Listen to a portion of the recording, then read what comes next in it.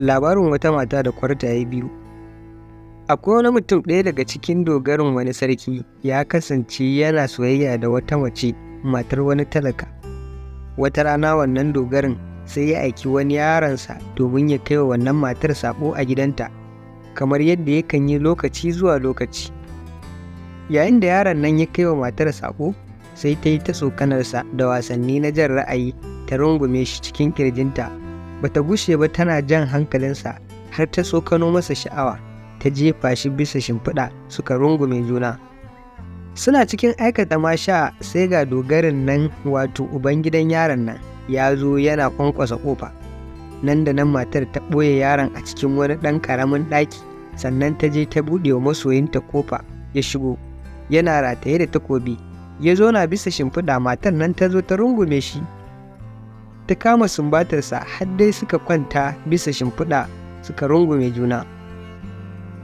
Suna cikin wannan hali sai ga mijin matar ya dawo yana ƙwanƙwasa ƙofa. Dogarin nan ya tambaye ta a firgice, wane ne? Ta amsa masa, mijina ne. Ya ce, to ina dabara?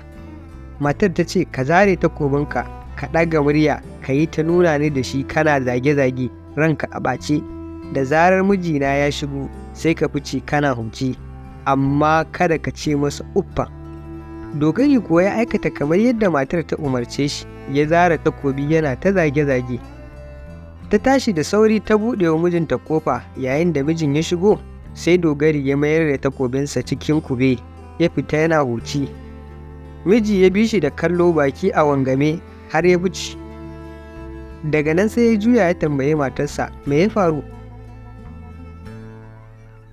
Matar ta ce, kai dai bari mai gida, wallahi na gode wa Allah da ka dawo a wannan lokaci, ba don haka ba da an yi ɗanyen aiki a gidan nan. Miji dai ya yi tsaye yana sauraron ta, ita kuma sai ta ci gaba da cewa, ka sani ya kai mai gida, yau ka kubutar da saurayi daga kisa.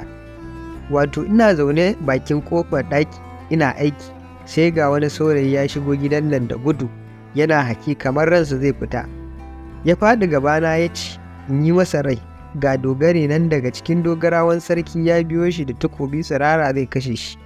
Ni kuma sai na ji tausayinsa, na jahi da sauri na kulle cikin karamin ɗakin nan namu. Ina ɓoye sai ga dogari ya faɗo kamar wanda aka bankaɗo da takobi tsirara. Yana cewa in fito masa da saurayin da na ɓoye. Na ce masa ni ban ga wani saurayi ba. Ya tsaya yana ta zage-zage yana cewa lallai sai na fito masa da shi. Muna cikin wannan jayayya ne sai ga ka faɗo, wallahi Allah ya kiyaye da ka dawo da wuri. Mai gida ya rike baki cikin mamaki ya ce wa matarsa, ai wannan ba karamin alheri kika aikata ba, wallahi Allah ne kaɗai zai biya ki ladan wannan taimako da kika yi. Ya shiga inda saurayin yake ɓoye ya ce masa, fito ka tafi. Saurayi ya fito yana makyarketa don tsoro. Mai gida ya ce, kiranka, kada ka ji tsoro komai domin babu abin da zai same ka. Da wannan makirci matar nan ta fitar da kanta ba tare da mijinta ya zarge ta ba. Haka kuma sauran kwartayen biyu ba su san abin da ya faru ba gaba ɗayansu. Ku taimaka ku danna mana liking a wannan bidiyo, ku yi subscribing idan ba ku yi ba. Sunana Aminu Zakariya, wanda aka fi sani da Aminu AZ. Na gode, sai mun haɗu a labari na gaba. Sai an jima.